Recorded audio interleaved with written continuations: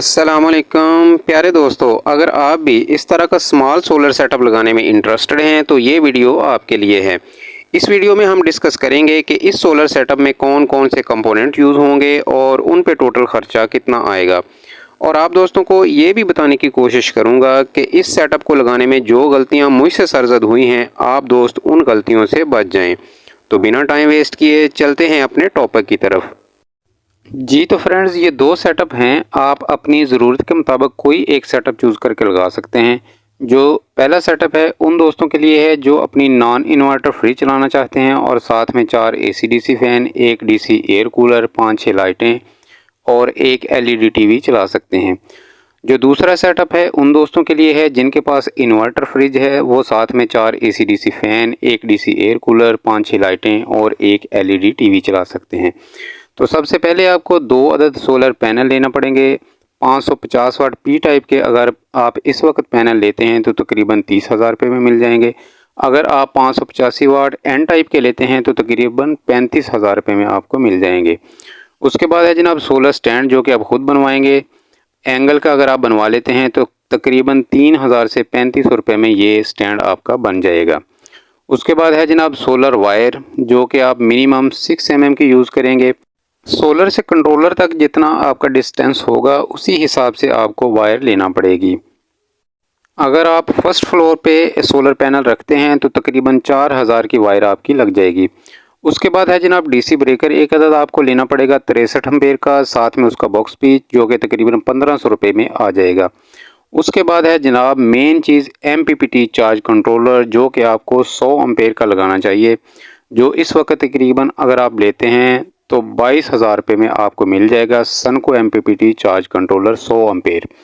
उसके बाद है जनाब बैटरी, जो कि नॉन इन्वर्टर फ्रिज चलाने के लिए कम से कम 120 एम्पेयर की बैटरी लेना पड़ेगी, जो कि इस वक्त आपको 30,000 रुपये में मिलेगी। अगर आपने इन्वर्टर फ्रिज चलानी है तो फिर आप 60 एम्पेयर की बैटरी भी ले सकते हैं, जो कि तकरीबन 15,000 रुपये में इस वक्त मिल जाएगी। फिर है जनाब PWM कंट्रोलर, अगर आपने DC लोड चलाना है तो 30 एम्पेयर का PWM कंट्रोलर आपको तकरीबन 2,000 रुपये में मिल जाएगा। अगर आपने DC लोड यूज़ नहीं करना तो फिर इस कंट्रोलर को लगाने की भी ज़रूरत नहीं है। उसके बाद है जनाब आपकी दूसरी मेन चीज़ इन्वर्टर, जो कि नॉन इन्वर्टर फ्रिज चलाने के लिए 1500 वाट का प्योर साइन वेव इन्वर्टर आपको लेना पड़ेगा, जो कि तकरीबन 27,000 रुपये में मिल जाएगा। जो दोस्त इन्वर्टर फ्रिज चलाना चाहते हैं वो 1,000 वाट का प्योर साइन वेव इन्वर्टर भी ले सकते हैं, जो कि तकरीबन 20,000 रुपये में मिल जाएगा। उसके बाद है जनाब MC4 कनेक्टर, थिम्बल, बैटरी टर्मिनट, ये भी तकरीबन आपको 1,500 रुपये में मिल जाएंगे। फिर है जनाब बैटरी वायर्स, जो कि आपको 6 फुट चाहिए होगी।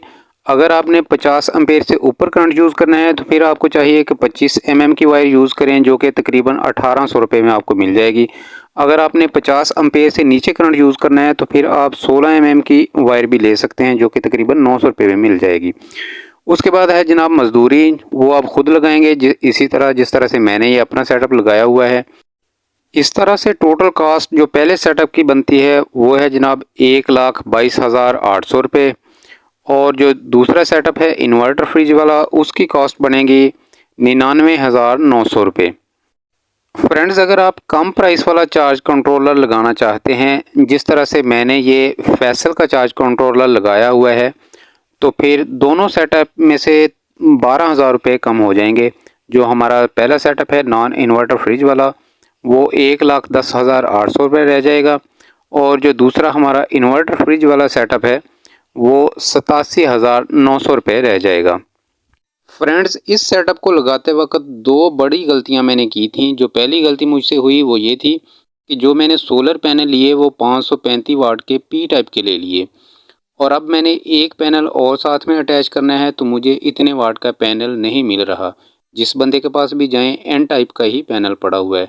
और जो दूसरी बड़ी गलती थी वो चार्ज कंट्रोलर लेते वक्त मैंने की कि मैंने चार्ज कंट्रोलर जो है वो कम प्राइस वाला ले लिया। इन चार्ज कंट्रोलर की सबसे बड़ी खामी ये है कि इनके साथ हम 2 सोलर पैनल भी सीरीज़ में नहीं लगा सकते। हमने 2 पैनल लगाने हैं, 3 पैनल या 4 पैनल लगाने हैं तो वो सब हमें पैरेलल में लगाना पड़ेंगे।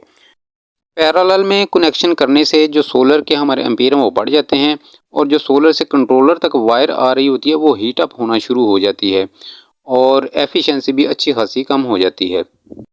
میری سب دوستوں سے ریکویسٹ ہے کہ آپ جو بھی کمپوننٹ لیں وہ بہترین اور اعلیٰ کوالٹی کا لیں تاکہ آپ کو بعد میں میری طرح پچھتانا نہ پڑے۔ جی تو فرینڈز، یہ تھی آج کی ویڈیو۔ امید ہے ویڈیو آپ کو پسند آئی ہوگی۔ اینڈ پہ ایک ہی ریکویسٹ ہے، ویڈیو کو لائک اور شیئر کر دیں اور چینل کو کر دیں سبسکرائب۔ اپنا رکھیے گا بہت سا خیال، ملتے ہیں کسی نیکسٹ ویڈیو میں، تب تک کے لیے خدا حافظ۔